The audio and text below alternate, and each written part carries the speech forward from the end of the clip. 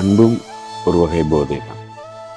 அதுக்கு நீங்கள் அடிமையாகிட்டீங்க அப்படின்னு சொன்னால் ஆயுள் வரை உங்களை கொள்ளும். நினைவுகளும் அப்படித்தான். உதாரணமாக சிலர் சொல்லுவாங்க, சில விஷயங்களில் அனுசரித்து அதனுடைய வாழ்க்கை அப்படின்னு. எல்லா விஷயத்துக்காகவும் அனுசரிக்க முடியாது. அப்படித்தான் சரி, அப்படிதான் அனுசரித்து போகும்ல உங்களுக்கான ஒரு பெயர் சுட்டப்படும் அடிமை அப்படின்னு. அதை விட அடிமையாக வாழ்ந்துடலாம் இல்லையா? உண்மைதான். சிலர் எவ்வளோ டிப்ரெஷனில் அழுது கொண்டிருந்தாலும், இவ்வளோ கஷ்டங்களையும் மன கஷ்டங்களையும் தாங்கி கொண்டிருந்தாலும், அந்த இடத்துல ஒரு கிட்ட போய் நின்று அன்பாக பேசும் ஒரு வார்த்தை 1000 மாத்திரைகளுக்கு சமனாக. அதாவது எவ்வளோ மாத்திரைகள், அதாவது டேப்லெட்ஸ் எடுத்து ஒரு பெயின் கிளியர் பண்ணுறதுக்கு போட்டிருந்தானே, அதே மாதிரி ஒரு அன்பான ஒரு வார்த்தை அது 1000 அர்த்தங்களையும் 1000 மனநிலைகளையும் தரும். சிலருக்கு அது விளங்காது.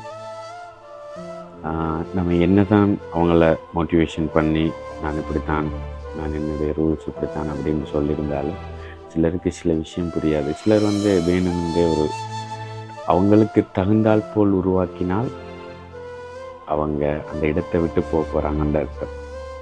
அவங்க இது ஏன் இப்படி இந்த பிரச்சனை இந்த முன்கூட்டியே வராங்கன்னு சொன்னால் அவங்க பதில் கேட்க வராங்க.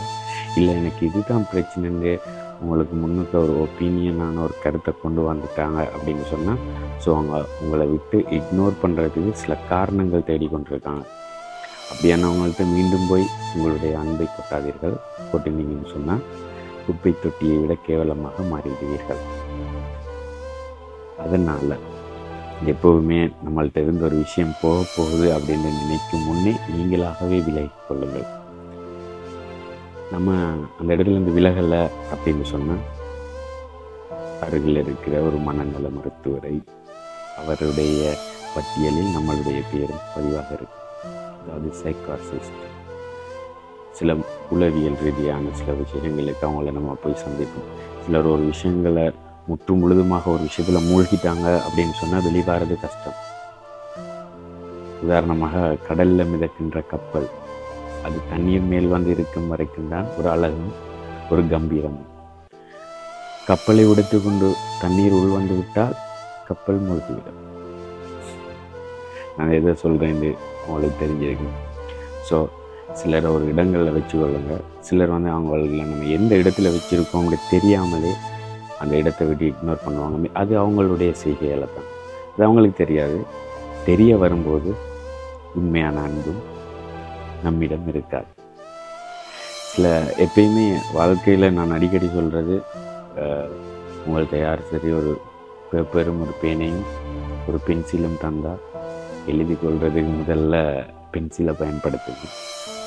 சில பிழைகள் வந்தால் இலகுவாக அழித்து கொள்ளலாம். பேனையால் எழுதிடாதீங்க. முழு பேப்பரையும் கசக்கி குப்பை தொட்டியில் போட்டுருவாங்க.